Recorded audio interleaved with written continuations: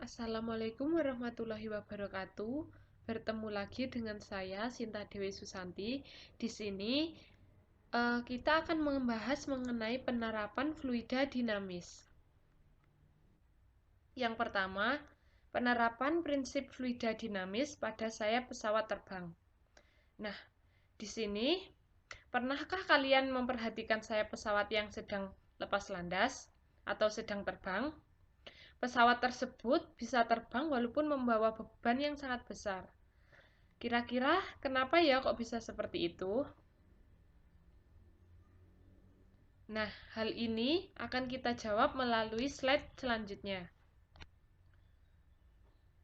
Mekanisme hukum bernauli pada sayap pesawat terbang saat lepas landas.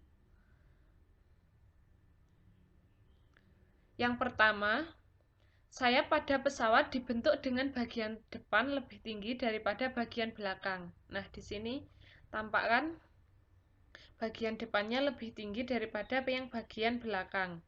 Nah, hal ini menyebabkan kelajuan udara di bagian atas pesawat ini itu lebih besar daripada yang bagian bawah.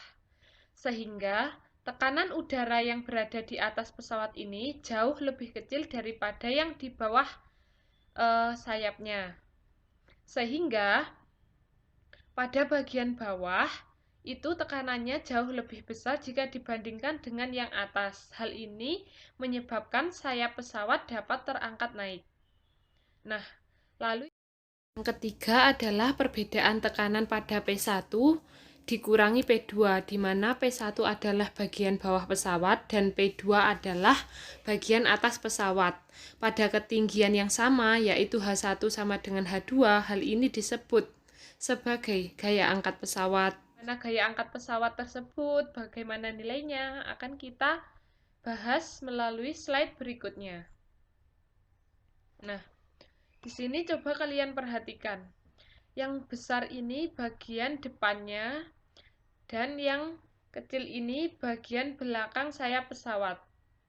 Nah, di sini kita menggunakan asas Bernoulli ya, yaitu P1 ditambah setengah rho V1 kuadrat sama dengan P2 ditambah setengah rho V2 kuadrat. Nah, letak P1 itu yang di sini.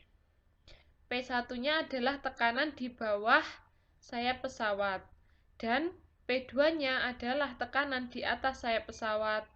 Nah, kita pindah ruaskan sehingga P1 dikurangi P2 sama dengan setengah rho. Di sini rho yang kita gunakan adalah sama, yaitu rho udara, maka ditulis jadi satu saja, dalam kurung V2 kuadrat dikurangi V1 kuadrat.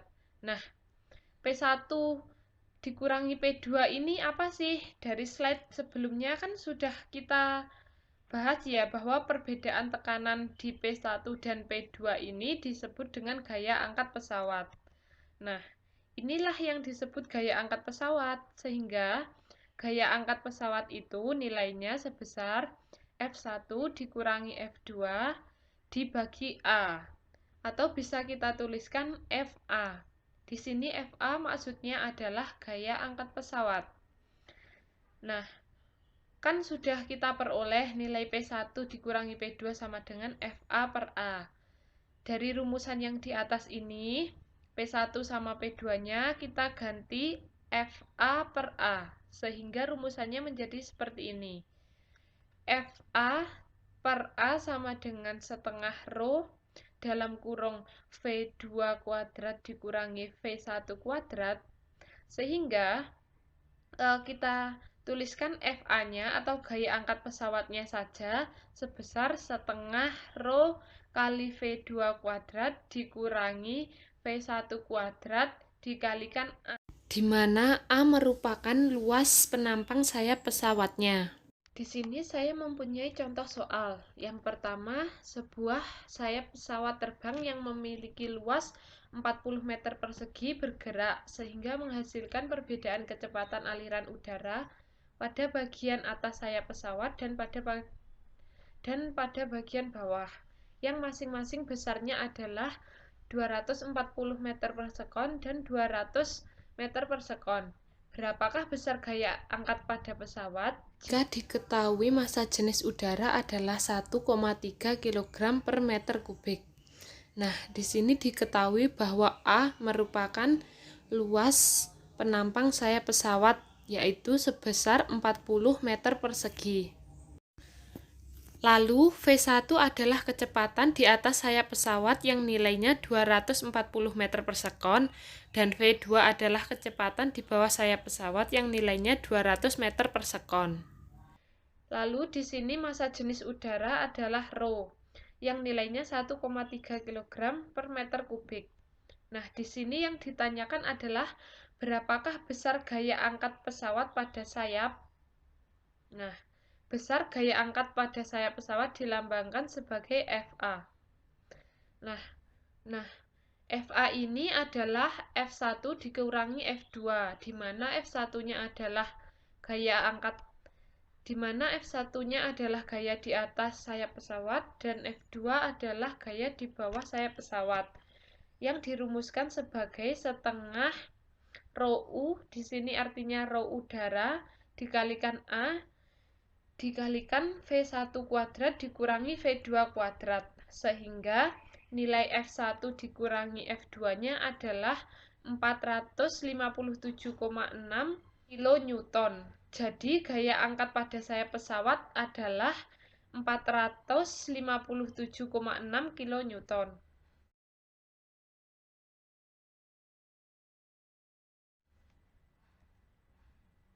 Nah, materi selanjutnya yang akan saya sampaikan di sini adalah prinsip fluida dinamis pada penyemprot nyamuk. Bagaimana sih cara kerja penyemprot nyamuk sehingga dia dapat menyemprotkan air dari dalam tabungnya? Nah, di sini adalah ilustrasi gambar alat penyemprot nyamuk. Dengan yang bagian bulat ini sebagai A, bagian penyemprotnya sebagai B, dan bagian ujung penyemprotnya sebagai C. Cara kerjanya yang pertama adalah udara didorong pada piston di titik B. Nah, di sini ada udara yang didorong. Lalu, saat melalui lubang kecil di ujung pipa, laju udara sangat tinggi sehingga tekanan di bagian C sini itu sangatlah rendah, yang menjadikan cairan terhisap ke atas cairan. Karena di titik C ini tekanannya sangat rendah, maka cairan ini otomatis terangkat ke atas. Selanjutnya, setelah fluida atau cairan yang berada di bagian C itu dia terdorong oleh tekanan di A yang besar. Karena apa? Karena Kecepatan di A adalah sangat rendah sehingga tekanan yang di A sangat tinggi. Ketika tekanan di A sangat tinggi, otomatis cairan yang sudah berada di titik C ini akan tersembur keluar dan terjadilah penyemprotan. Lalu di sini ada sebuah contoh soal. Perhatikan gambar alat penyemprot nyamuk pada gambar di bawah ini. Ketika batang penghisap M ditekan, udara dipaksa keluar dari tabung pompa dengan kecepatan V melalui lubang pada ujungnya. P menyatakan tekanan dan V menyatakan kecepatan alir cairan obat nyamuk. Maka pernyataan yang benar dari prinsip kerja penyemprot nyamuk tersebut adalah di sini kan dipompa, sehingga kecepatan di V2 itu lebih besar daripada di V1, yang artinya kecepatan V1-nya lebih kecil daripada V2. Mari kita cari yang V1-nya lebih kecil dari V2. Nah, ini antara B atau A. Sekarang kita tinjau. Ketika kecepatan V2 besar, maka P2-nya akan lebih kecil. Jadi, tekanan di P2 ini lebih kecil daripada di P1.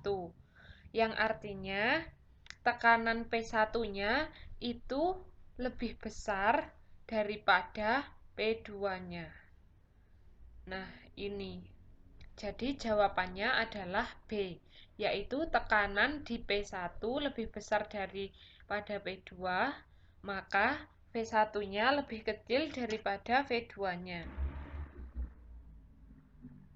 Selanjutnya, saya akan membahas mengenai prinsip fluida dinamis pada pipa Venturi. Yang akan kita bahas pada gambar kali ini adalah pipa Venturi tanpa manometer, di mana pipa Venturi ini berfungsi untuk mengukur laju aliran fluida, misalnya menghitung laju aliran air atau minyak yang mengalir melalui pipa. Nah, di sini dikarenakan A1 lebih besar daripada A2, maka kelajuan fluida di A2 dan A1 adalah berbeda. Sedangkan H ini dilambangkan sebagai selisih ketinggian. Nah, tekanan pada kedua pipa ini adalah sama dikarenakan tekanan udara dari luar, sehingga di kedua pipa ini tekanannya sama, yang artinya P2 sama dengan P1. Sehingga persamaan yang berlaku adalah persamaan Bernoulli, di mana P1 ditambah setengah rho V1 kuadrat ditambah rho GH1 sama dengan P2 ditambah setengah rho V2 kuadrat ditambah rho GH2. Lalu di sini nilai P1 dan P2-nya adalah 0 ya, karena jika dikurangkan mereka kan hasilnya 0, jadi itu sama saja, tidak usah ditulis. Lalu rho GH1 dikurangi rho GH2 sama dengan setengah rho V2 dikurangi setengah rho V1 kuadrat. Nah, di sini rho GH1 dikurangi rho GH2 itu bisa ditulis sebagai delta H. Delta H di sini adalah selisih ini tadi. Jadi, dapat dituliskan sebagai rho G delta H sama dengan setengah rho V2 kuadrat dikurangi setengah rho V1 kuadrat. Jika dituliskan secara V2 kuadrat dikurangi V1 kuadrat, maka ini hasilnya adalah 2G delta H. Lalu persamaan kontinuitas di mana H1 sama dengan H2, A1 kali V1 sama dengan A2 kali V2, di mana persamaan kontinuitas ini disubstitusi ke persamaan Bernoulli, sehingga diperoleh persamaan kelajuan pada pipa V1 dan V2 sebagai berikut.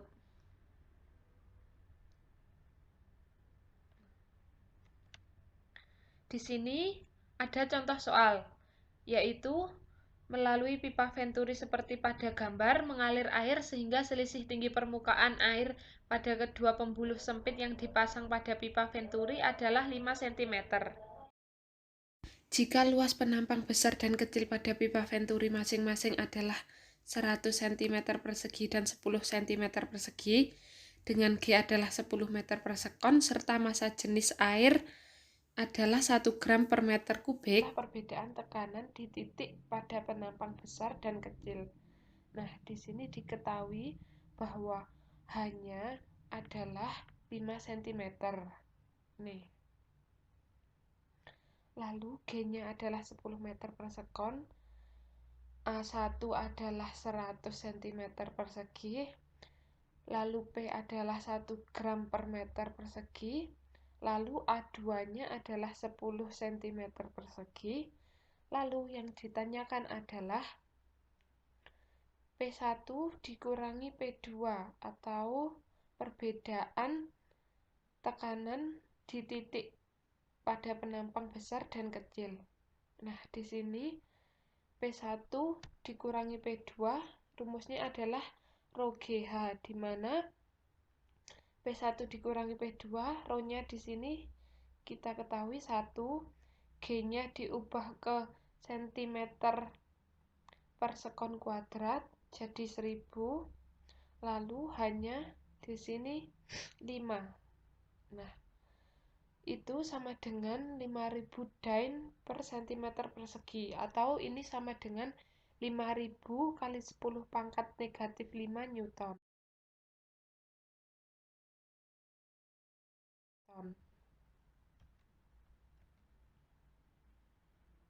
Nah, selanjutnya Di sini saya akan menjelaskan mengenai prinsip fluida dinamis pada pipa pitot. Nah, apa sih bedanya pipa pitot dengan venturimeter? Biasanya pipa pitot di sini digunakan untuk mengukur tekanan ataupun kelajuan pada suatu gas. Jadi fluidanya berupa gas. Tekanan pada kaki kiri manometer yaitu sama dengan tekanan aliran gas. Jadi ini aliran gasnya, ini kiri manometernya, yaitu PA. Lalu lubang dari kaki kanan manometer tegak lurus terhadap aliran, sehingga kecepatan di titik B menjadi 0. Ini kecepatan di titik B. Pada titik tersebut, gas dalam keadaan diam dengan tekanan PB, sehingga perumusan Bernoullinya dituliskan menjadi seperti ini. Lalu dari sini kan kita ketahui VB adalah 0, dan menganggap jika HA sama dengan HB, maka diperoleh persamaan baru yaitu PA ditambah setengah rho V kuadrat sama dengan PB. Nah, di sini pada manometer yang berisi zat cair dengan massa jenis rho aksen, maka titik C dan D berada pada satu bidang mendatar sehingga PC sama dengan PD di sini. Tekanan di C sama dengan tekanan di C. Nah, sehingga dituliskan menjadi PA ditambah rho GH sama dengan PD.